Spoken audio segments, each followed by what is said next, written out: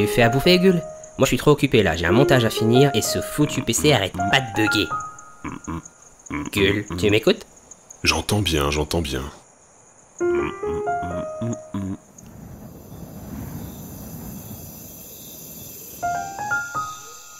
Alors, tu prépares quoi?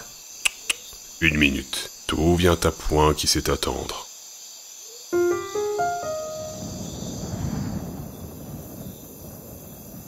Ah, j'ai la dalle. Gull, j'en ai marre. Arrête avec ce synthé, c'est infernal à la fin. Y a des gens qui bossent ici. T'as pas faim, toi?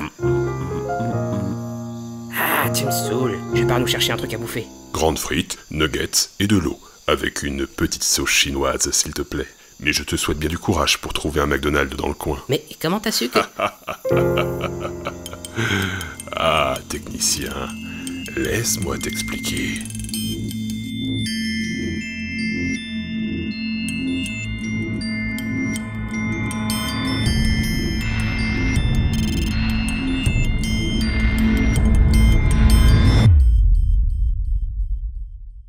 Le gimmick est une petite accroche musicale dont le rythme, la simplicité mélodique, en fait une véritable arme d'intrusion cérébrale. Le marketing l'appelle logo sonore ou signature sonore, mais le terme le plus explicite est sans conteste verre d'oreille.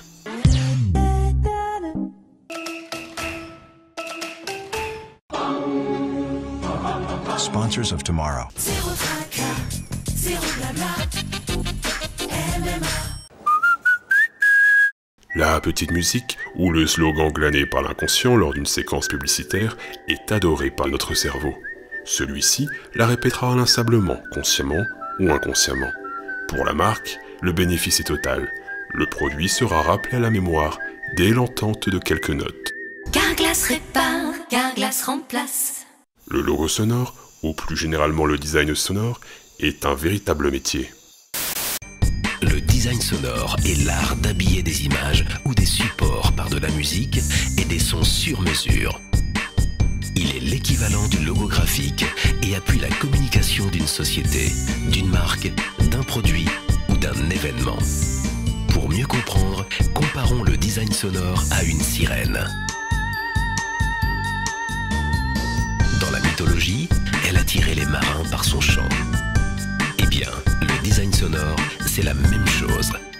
Par ses mélodies, il attire, séduit, aide à la mémorisation et fidélise. Ah, image intéressante que celle des sirènes. Les anciens Grecs semblent avoir anticipé la publicité avant l'heure. Dans la mythologie, les sirènes sont des créatures, mi-femmes, mi-oiseaux, qui dévorent les êtres humains. Dans l'Odyssée d'Homère, Ulysse, attaché volontairement, put entendre le chant de ces créatures, sans se faire dévorer. Je veux y aller. Détachez-moi. Je veux y aller. Détachez-moi. Donc, si j'ai bien compris, les gimmicks de publicité, c'est comme des créatures maléfiques qui t'attirent pour te dévorer, c'est ça? C'est là effectivement la vision des publicitaires.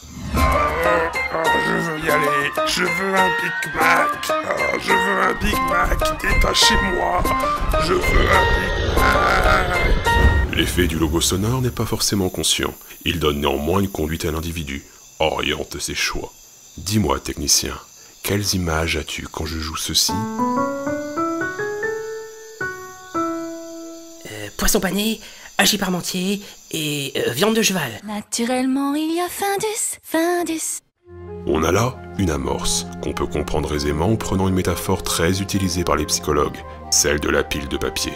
Imaginez votre esprit comme un bureau sur lequel s'amoncellent les informations sous forme de papier s'empilant les uns sur les autres. Si quelqu'un vous fait une requête, votre esprit ira au plus rapide, c'est-à-dire il prendra les premières informations qu'il trouve, celles en tête de pile.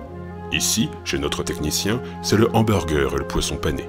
La plupart des informations que nous collectons sont inconscientes, comme celle d'une télévision en fond sonore par exemple. Le cerveau aimant répéter les petites sonorités, les publicités à gimmick resteront prioritaires sur notre pile de papier.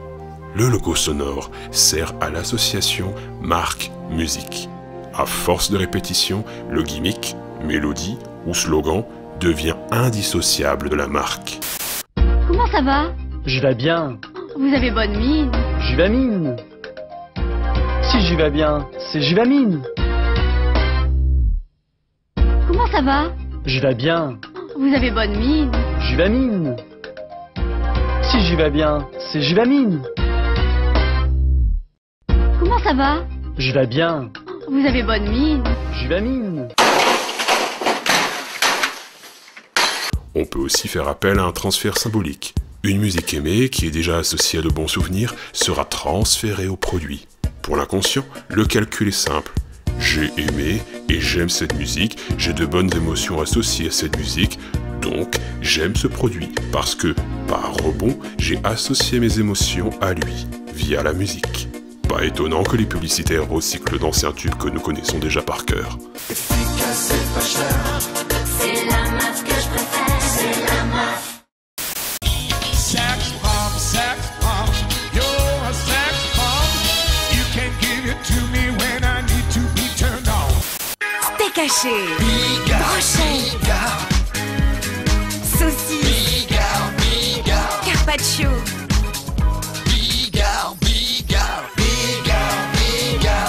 Ça c'est Bigard.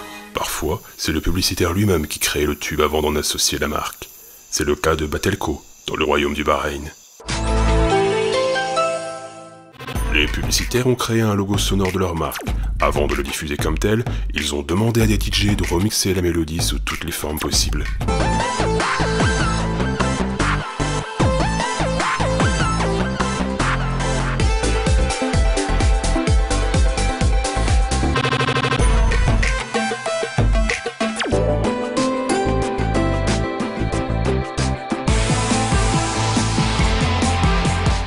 Ensuite, ils ont diffusé ces remixes dans les bars et autres boîtes de nuit jusqu'à sortir un CD. Et une fois que leur mélodie est devenue un véritable tube, ils lui ont associé la marque. Par cette manipulation invasive, on a introduit la marque dans l'esprit des consommateurs. C'est dégueu. Le marketing use et abuse de ces procédés d'association. En France, nous ne sommes pas en reste. Par exemple, pendant plusieurs semaines en 2005, une publicité, sans marque associée, faisait tourner en boucle un vieux tube de Véronique et Davida, Tutu Yutu. Dissocié de la marque, le spectateur s'est pris au jeu de fredonner un refrain qu'il connaissait déjà, nostalgie des années 80.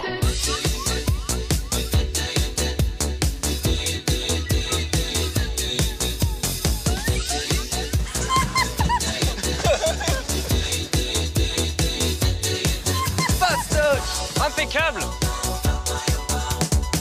La mélodie étant bien collée à l'esprit, il ne restait plus qu'à lui donner les paroles.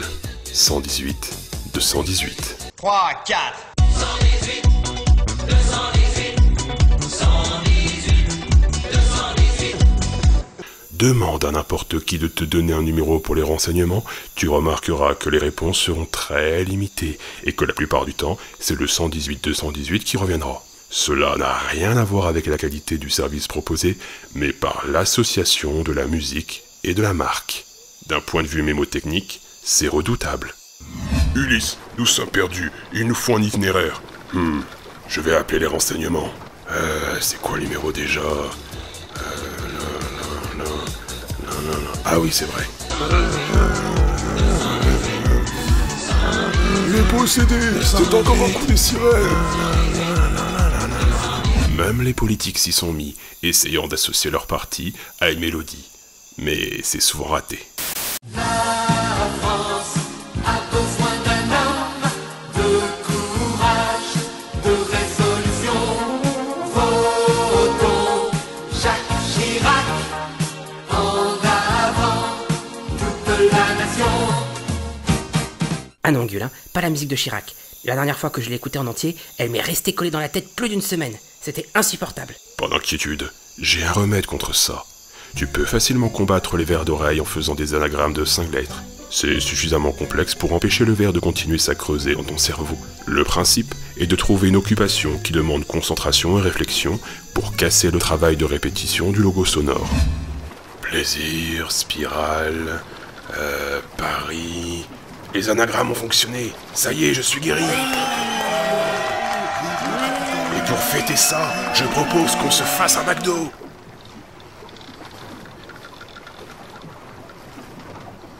Ah, je veux un Big Mac. Je veux un Big Mac. On peut également changer l'association du gimmick en répétant une phrase qui serait plus utile à apprendre par cœur. Par exemple, si la mélodie de Tutuyu te tourne dans la tête, et donc sa marque associée, utilise la mélodie comme moyen mémotechnique pour casser l'association. Et mettons par exemple que tu doives apprendre le tableau périodique par cœur.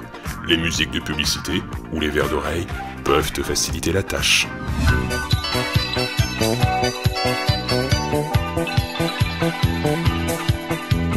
Hydrogène, hélium, lithium, beryllium, bore, carbone.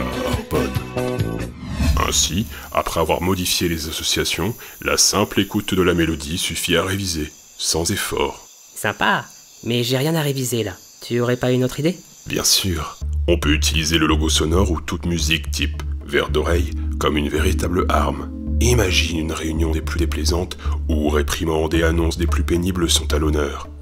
Au préalable, amorce le gimmick dans la tête de tes collègues. Il te suffit de s'y flotter non loin d'eux. Si tu oses, fais quelques notes durant la réunion, mais attention au ridicule tout de même. Tu peux également taper le rythme avec ton crayon. Cela peut suffire à rappeler le gimmick à la mémoire de tes pauvres victimes. Le résultat est que, premièrement, tu associes la marque à un événement déplaisant, ce qui diminue son influence positive. Deuxièmement, tu apportes un élément d'incongruité dans la réunion, ce qui peut avoir des effets secondaires intéressants, notamment si tu es adepte du hacking social. Les chiffres ne sont pas bons du tout. Je veux des résultats, tout de suite. Claude m'a remis le rapport hier. Avant-hier. C'est ça, Claude avant-hier m'a remis le rapport. Ah, saleté de musique dans ma tête. Ça c'est encore l'autre qui a fredonné ça toute la journée. Concentre-toi. Mais je suppose qu'il vaut mieux ne jamais les entendre ces logos sonores, non? Genre couper la télévision, la radio, mettre Adblock sur son PC. En effet, mettre la télévision en fond sonore est le meilleur moyen de remplir son inconscient de vers d'oreille, mais aussi de stéréotypes, d'idées fausses, d'opinions irréfléchies, etc. La télévision est une pollution cérébrale qui étouffe nos compétences, les appauvrit et finit par les tuer. Cependant, il est utopique de penser échapper à la publicité. Alors, quitte à la subir, autant la regarder attentivement, avec concentration et toute conscience ouverte. Hein? Mais t'es maso? Non, les regarder avec attention permet de les mémoriser telles qu'elles sont, c'est-à-dire délirantes, inutiles, insultantes. Les accueillir par notre conscience ouverte, être en posture critique, permet de refuser l'injonction qu'elles susurrent à l'oreille de notre inconscient, et donc d'abaisser leur pouvoir. Ouais, mais je préfère quand même éteindre la télévision, c'est plus prudent.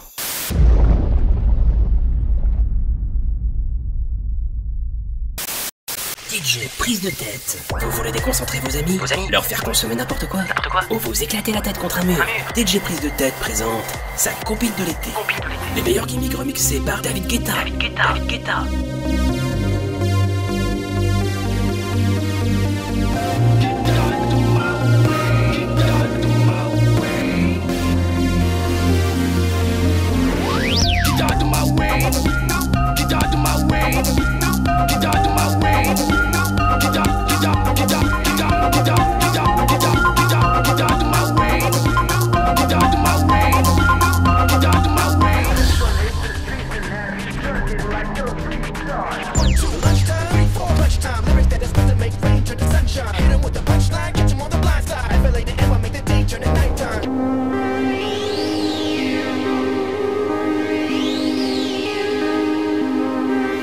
DJ Prise de Tête, la compile ultime.